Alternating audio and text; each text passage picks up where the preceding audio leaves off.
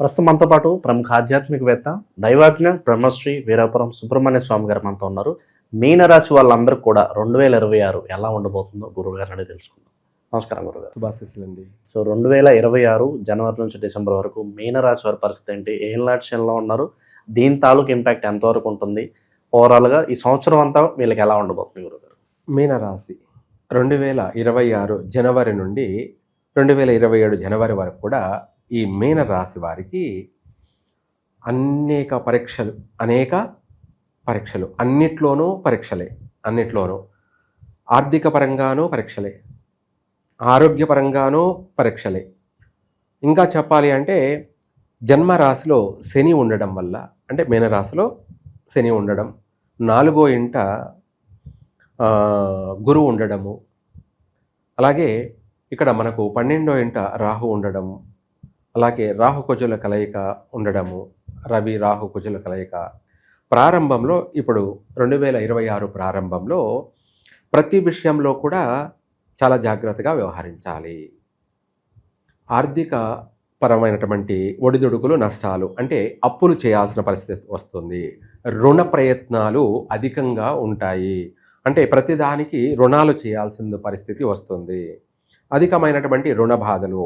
ఇక్కడ రుణ బాధలు ఎందుకన్నామంటే గతంలో ఇచ్చిన వాళ్ళు ఇప్పుడు పీడించడం అధికమవుతుంది. అప్పు ఇచ్చిన వాడు పీడించడాలు, వేధించడాలు, ఇంకా చెప్పాలి అంటే మనము వాళ్ళ వల్ల సఫర్ అయి ఆత్మహత్యా ప్రయత్నాల వరకు కూడా వెళ్ళే అవకాశం ఉంది. అంటే పడలేక, భరించలేక, తట్టుకోలేక ఆత్మహత్య ప్రయత్నాలకు కూడా వెళ్ళే అంత, అంటే ఒకవేళ వెళ్ళకపోవచ్చు, కొంతమంది వెళ్ళచ్చు, అటువంటి డిప్రెషన్లకు కూడా వెళ్ళే అవకాశం ఉంది. అందుకు రుణ పీడితులు అయ్యే అవకాశం ఉంది. తర్వాత శారీరక శ్రమ, మానసిక శ్రమ, చేసే ఉద్యోగంలో కఠినమైనటువంటి శ్రమ. అంటే ఇప్పుడు జాబ్ చేస్తున్నావు, నీ టైమింగ్ వరకే నువ్వు చేయాలి. నీ టైం మించి చేయాలి అంటే మనిషికి అప్పుడు శ్రమ అధికం అనిపిస్తుంది. అదే కాకుండా ఇంకెవరో చేయాల్సిన పని కూడా నువ్వే చేయాల్సింది వస్తే అది కఠినమైనటువంటి శ్రమ. ఏమిటి? కఠినమైన శ్రమ అన్నట్టుగా ఇలాంటి సమస్యలన్నీ కూడా వీళ్లకు అధికంగా ఉన్నాయి. ఒక మాటలో చెప్పాలంటే గొడ్డు చాకిరి అన్నట్టుగా. ఏమిటి? నువ్వు చేస్తుంది సాఫ్ట్వేర్ జాబే, కానీ దాంట్లో తీవ్రమైనటువంటి ఒత్తిడి, నీకు మించి చేయవలసిన పని, ఇలాంటివన్నీ కూడా ఓవర్ డ్యూటీ అని కూడా చెప్పుకోవచ్చు. ఇలాంటివన్నీ కూడా ఎక్కువగా ఉన్నాయి. రెండోది వచ్చేసి వేధింపులు, ఇటువంటి సమస్యలు కూడా అధికంగా ఉన్నాయి. కానీ ఆర్థిక పరంగా ఏదో ఒక రూపంలో మారుతుంది చేంజ్. అంటే ఏదో ఒక రూపంలో అంటే గురువు వచ్చేసి జూన్ తర్వాత పంచమ స్థానంలోకి వస్తున్నాడు, అంటే కర్కాటక రాశిలోకి. దానివల్ల ఆయన మారడం వల్ల అక్కడి నుంచి వీళ్లకు ఊపిరి పీల్చుకునే అవకాశం ఉంది. ఆర్థిక పరంగా నిలదొక్కునే అవకాశం ఉంది. ఆర్థిక పరంగా స్థిరపడే అవకాశం ఉంది. ఆర్థిక పరంగా వీళ్లకు మనశ్శాంతి, ప్రశాంతత, ఊరట, ఆనందము, సంతోషము, అభివృద్ధి, అనేకమైనటువంటి భోగాలు, యోగాలు కలిగే అవకాశం ఉంది. ఇప్పుడైతే ప్రారంభంలో మాత్రం క్లిష్ట పరిస్థితి అన్నట్టుగా ఉంటుంది. కష్ట పరిస్థితి, క్లిష్ట పరిస్థితి, శ్రమతో కూడుకున్నా కూడా మనకు అనుకున్న పని పూర్తి కాకపోవడం, నెరవేరకపోవడం, ఇలాంటివన్నీ కూడా దాన్ని ఫెయిల్ అంటారు. ఏమంటారు అన్నట్టుగా ఉందన్నమాట. అందుకే వీళ్ళ జీవితం పరీక్షా జీవితం. ఎందుకంటే జన్మరాశిలో శని సంచారము, 4వ ఇంట గురు సంచార ప్రభావము, 12వ ఇంట ఉన్నటువంటి గ్రహ ప్రభావాల వల్ల ప్రారంభం అంతా కూడా పరీక్షా జీవితం లాగానే ఉంటుంది. ఆ తర్వాత మారుతుంది. అంటే కష్టపడ్డాడు, అది జీవితాంతం కష్టమా అంటే వాడు తట్టుకోలేడు కదా. అందుకనేసి ఆ గురువు పంచమ స్థానంలోకి రావడం వల్ల మళ్ళీ అనుకున్న పనులన్నీ కూడా నెరవేరే అవకాశం ఉంది. ఇప్పుడు ఈ సమయంలో మనం ఎవరిని అడిగినా కూడా, మనం ఏదన్నా ఆర్థిక సహాయంగా ఎవరిని పోయి అడిగినా కూడా లేదంటాడు. అదే పంచమ స్థానంలోకి వచ్చిన తర్వాత మనం ఎవరిని పోయి అడుగు లేదనకుండా ఇస్తాడు. ఆ దానితో మనము తెలివిగా వ్యవహారం నడపడం, దాన్ని కాస్త అభివృద్ధి మార్గంలోకి మనము ప్రయత్నం చేయడం, అది కాస్త సక్సెస్ కావడం, ఇట్లా మారిపోయే అవకాశాలు మళ్ళీ ఉన్నాయన్నమాట. ప్రస్తుతం ఇప్పుడైతే అందరితో కాస్త భేదాభిప్రాయాలు ప్రారంభంలో, మాట పట్టింపులు, కోపతాపాలు, ఇంట్లో కుటుంబ సభ్యులతో కూడా అన్నదమ్ములతో మధ్య ఆస్తి తగాదాలు కావచ్చు, భార్యాభర్తల మధ్య కూడా మనస్పర్ధలు, భేదాభిప్రాయాలు కలిగే అవకాశం ఉంది. తల్లిదండ్రులతోనూ కోపతాపాలు, మాట పట్టింపులు కూడా కలిగే అవకాశం ఉన్నాయి ఇప్పుడు ప్రస్తుతం. కాబట్టి ఇప్పుడు మౌనంగానే ఎదగమని అన్నట్టుగా ఎక్కడైనా సరే మనం వీలైనంత వరకు తగ్గిపోవడం, అణిగిమణిగిపోవడం, మన కోసం, మన అభివృద్ధి కోసం అది ఉపయోగపడుతుంది. మన అభివృద్ధి కోసం ఉపయోగపడుతుంది. అనువు కాని చోట అధికులం అని రాకూడదు అన్నట్టుగా మనం అన్ని చోట్ల అధిక ప్రదర్శన చేయకూడదు అన్నమాట. ఎక్కడ తలొంచాలి, ఎక్కడ తలెత్తాలి. దీనికి ఒక ఎగ్జాంపుల్ ఉంది. గుడికి వెళ్ళేటప్పుడు సింహద్వారం తక్కువ ఉంటుంది గర్భగుడికి. ఎందుకు అంటే ఆటోమేటిక్గా మన స్వామివారికి తల దించి వెళ్ళడం అంటే నమస్కరించే వెళ్తున్నామన్నమాట.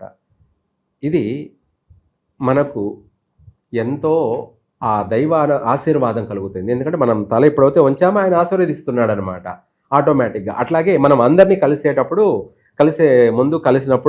నమస్కారం చేయడమో, లేకపోతే తల దించడమో, తల వంచడమో ఏమవుతుంది అంటే అవతల వాళ్ళకి అర్థమైపోతుంది. ఎదుటి వాళ్ళకి అవతల వాడు దుర్మార్గుడే, చెడ్డవాడైనా కూడా వాడిని రాకపోక వాడిని నడవడికలన్నీ లెక్కలు కడుతూ ఉంటాడనమాట. అందువల్ల తన యొక్క తల వంచడం వల్ల ఎదుటివాడు ప్రసన్నుడవుతాడు. అదే వాడికి కలిసేటప్పుడు మనము తల ఎత్తుకొని ఇంచుకొని పోయామనుకో అవతల వాడికి అర్థమైపోతుంది. వాడి కొవ్వు, వాడి అహంకారం, వాడి గర్వం అన్నిటినీ వాడు వెంటనే పసిగట్టేసి ఇవ్వాల్సిన ఉద్యోగాన్ని కూడా క్యాన్సిల్ చేస్తాడు.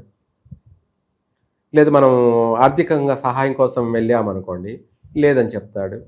ఇట్లా అనేక విషయాలలో కూడా ప్రస్తుతం ఆటంకాలు, అవరోధాలు అనువనువున పొంచి ఉన్నాయి. కాబట్టి ఈ రాశి వాళ్ళు వీలైనంత వరకు కూడా కాలం కలిసి రాలేదు కాబట్టి మౌనంగానో లేదా అందరికీ తల వంచిపోవడం తప్పేమీ లేదు.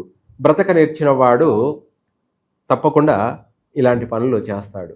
దాని టైం వచ్చినప్పుడు అప్పుడు తన ఏంటో నిరూపించుకుంటాడు. అది ఉత్తమమైన జీవన విధానం అన్నట్టుగా ఈ రాశి వాళ్ళు ఇప్పుడు ఇవి ఆచరించాలి, పాటించాలి.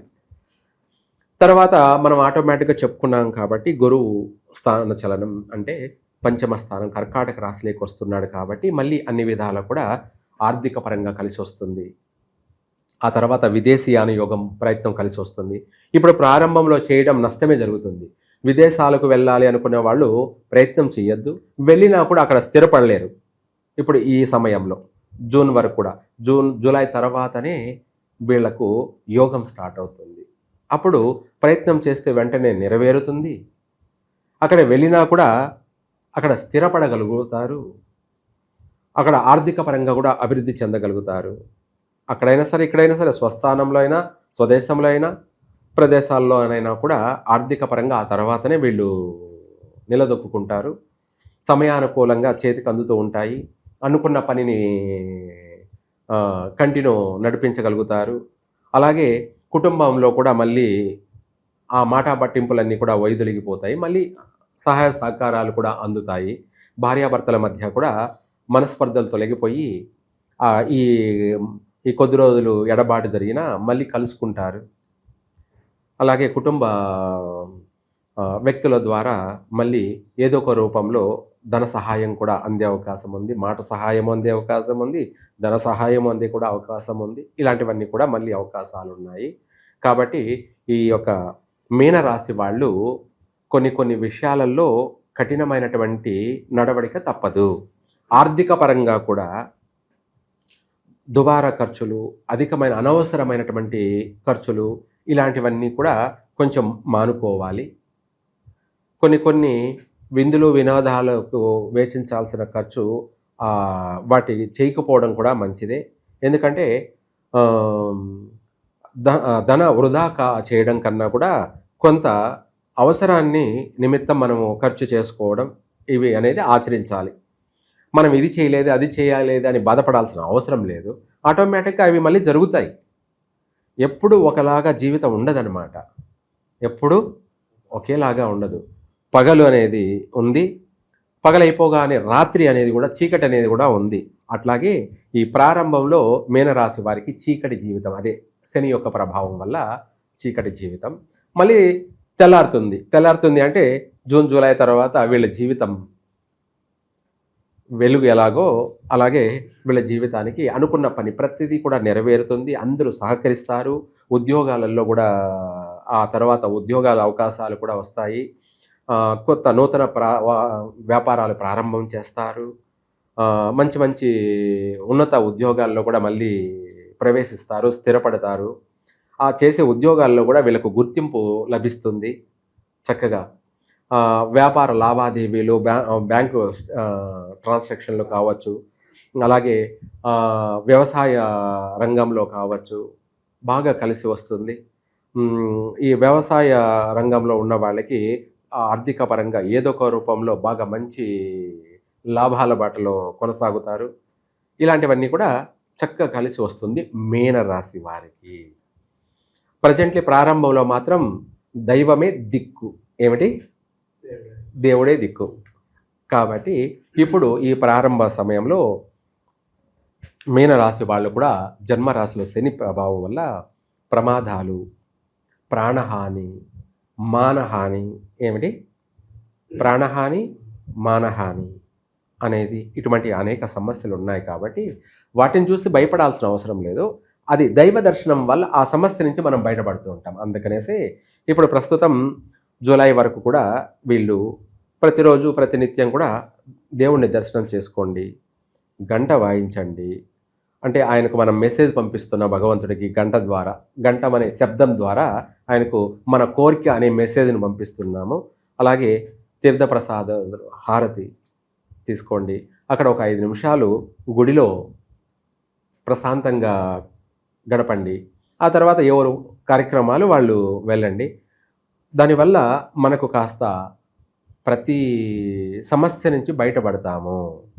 రాబోయే ఉపద్రవాలు, ప్రమాదాలు, ప్రాణ నష్టాలు, మాన నష్టాలు, వీటన్నిటి నుంచి కూడా తప్పించుకు తిరుగువాడు ధన్యుడు సుమి అన్నట్టుగా అన్నిటి నుంచి మనము చక్కగా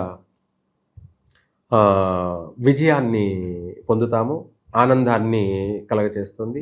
ఆ తర్వాత ఆటోమేటిక్గా కూడా ఆర్థిక పరంగా సహాయ సహకారాలు లేదా ఉన్న ఫలానా ఆర్థిక రూపేణ కలిసి రావడాలు అన్నీ కూడా బాగున్నాయి.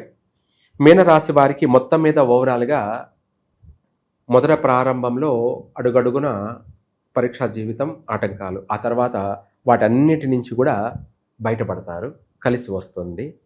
అలాగే ఇంకా కూడా మనం ఇందాక చెప్పుకున్నట్టుగా ఈ సమస్యల నుంచి బయటపడడానికి జపాలు, హోమాలు, మృత్యుంజయ హోమాలు, జపాలు, అభిషేకాలు ఇటువంటివైనా జరిపించడం వల్ల వాళ్ళ కుటుంబాలు, వాళ్ళ వ్యక్తిగత జీవితాలు బాగుపడతాయి.